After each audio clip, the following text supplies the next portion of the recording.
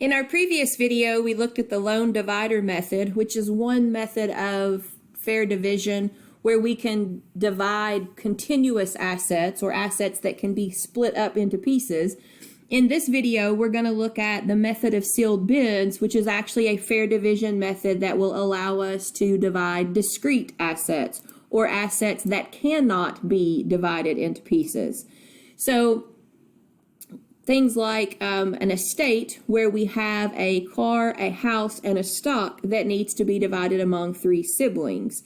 So if more than one sibling includes the house in their bid set, there's no way for us to physically split the house into fair shares. So we have to figure out another way to be able to make sure that everybody receives their fair share. And that's where the method of sealed bids is going to come into play. The steps for the method of sealed bids start with every party assigning in secret a dollar amount to each asset representing its worth, and that is their sealed bid. So in the previous example, I would have to put a value on the house, I would have to put a value on the car, and I would have to put a value on the stock. And I would keep that secret so that nobody else knew what my values were, and that would be considered my sealed bid. After all of the parties bid, step 2 is to then collect the bids and then find the fair share for each party. Well, remember that the fair share is going to be different in each party's eyes because we're all going to value things differently. So to find the fair share for each party, we're simply going to total up the bids and then divide by the number of parties or players. So in our previous example, we would take my value of the house, add my value of the car, add my value of the stock, and then divide that by 3, not because there are 3 assets, but because there are 3 players, and that would give you my fair share. Then we would do the same thing for the other 2 siblings. Once we decide the fair share, we're going to give the initial allocation, and in that case, we're going to award each asset or item to the highest bidder. Then we're going to move on to the first settlement, and the first settlement is going to use that allocation from step 3 along with each player's fair share to determine if the player needs to pay money or if the player needs to receive money. If the asset that the player received is more than their fair dollar share, then he or she has to pay the difference. So if we go back to our previous example, let's say that I received the house, which I valued at $100,000, but my fair share was only $80,000. In that case, I received an asset or an item worth more than my fair share, so I would have to pay the difference of $20,000. So I would get the house, but I would have to pay $20,000 for it. If the asset value is less than the fair dollar share, then I would receive the difference. So same example, let's say that the house was worth $100,000, but my fair share was $120,000. In that case, I received the house, but it wasn't worth my fair share. So in addition to the house, I have to receive something else to make up the rest of my fair share. So I would receive the $20,000 in cash. Step 5, after we do the first settlement and we figure out what players have paid in and what players have received, there is going to be a surplus, and we're going to have to divide that surplus. So if there are 3 players, then we take the surplus and divide it by 3 to find out how much of the surplus each player receives. If you don't have a surplus, you can have 0 here and everything works out perfectly. But if you don't have a surplus, if you end up with somebody receiving more than what's being paid in, then you know you've done something wrong and you need to go back up to the first settlement and figure out where your calculations are off. It could be that you gave the assets to the wrong player, or it could be that you did some calculations wrong in step 4. So once we decide what the surplus is and how much each player is going to receive, then we can get into the final settlement, which is where we are adding the surplus to the first settlement to find out what every player pays or receives in the end. Some assumptions or requirements that we have to make is that each player has to have enough money to play. So in our previous example where I got the house but I had to pay $20,000, if I don't have enough money to make that payment, then we can't use the method of sealed bids. Each player also has to accept money as a substitute for any item. So I can't say, no, I have to have the house. I don't care how much money you offer me. I have to have the house. And the assets have to have an assignable value, so we can't consider anything priceless. So if you're dealing with something like a family heirloom that the siblings can't put a price on, then the method of sealed bids is not going to work. This method is actually useful in divorce settlements or anytime that we're splitting up partnerships, and that's assuming that all parties can hold to the rationality assumption. And remember that that's basically just saying that you're looking out for your own best interest and you're not worried about getting revenge on somebody else. So let's look at an example where we're using the method of sealed bids. We have three friends who have a big argument and decide that they're never going to talk to one another again. They share one prized possession, the burn book. The chart below represents how each girl values the book. So step one is the bidding. So each girl has bid or placed a value on the burn book.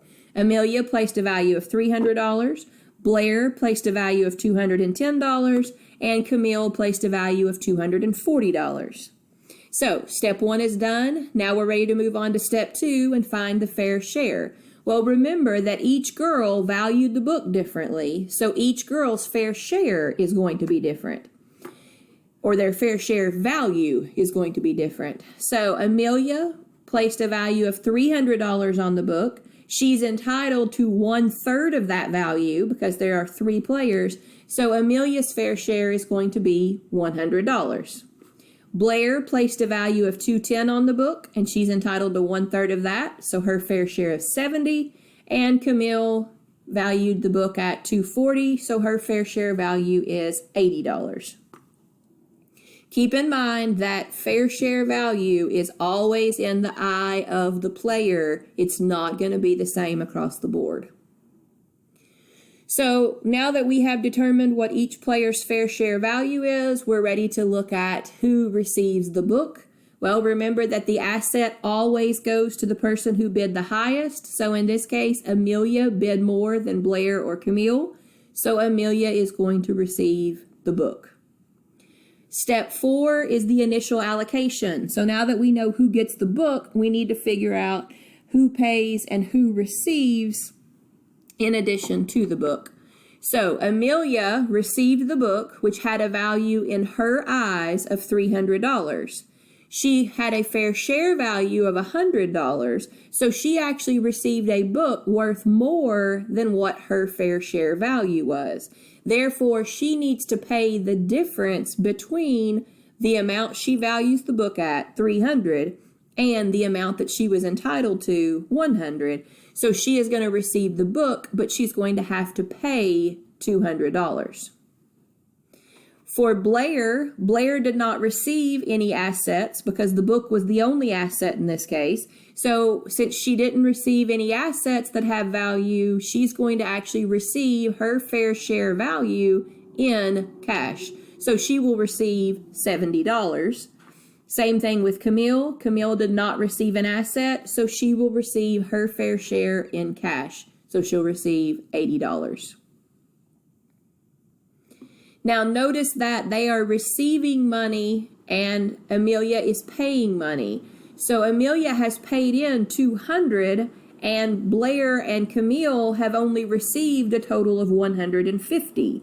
So at this point, more money has been paid in than paid out or received. So what happens to that extra money? Well, that's where step 5 comes into play. We're going to calculate the surplus and then divide it out. So Amelia paid in $200, so that's a plus 200. Blair received 70, so that's a minus 70. Camille received 80, so that's a minus 80.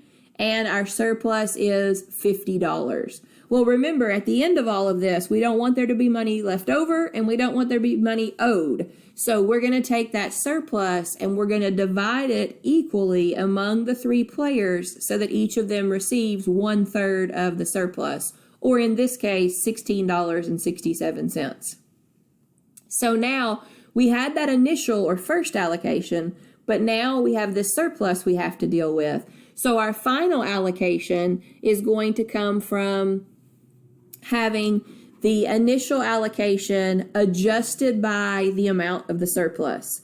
So Amelia still gets the burn book. That's not going to change. But initially, she was supposed to pay $200. But now she's entitled to 1/3 of the surplus. So instead of having to pay the entire $200, she's going to pay the difference between the $200 that she was initially going to pay and the $16.67 she receives from the surplus. So the final allocation for Amelia is she gets the book and she pays $183.33. For Blair, she was initially going to receive $70, but she's entitled to 1/3 of the surplus, or $16.67 of the surplus.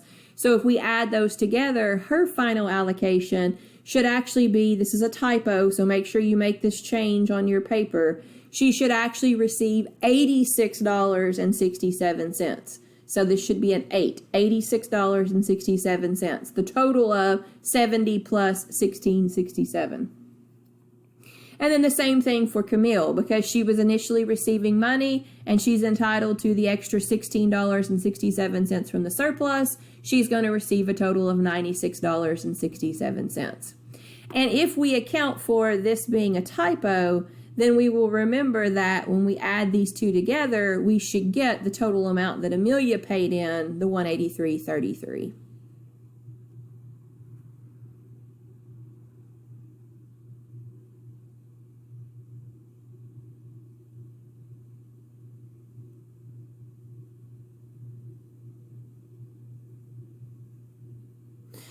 Now notice that when we did our check, we had the total paid came out as $183.33 and the total received was $183.34.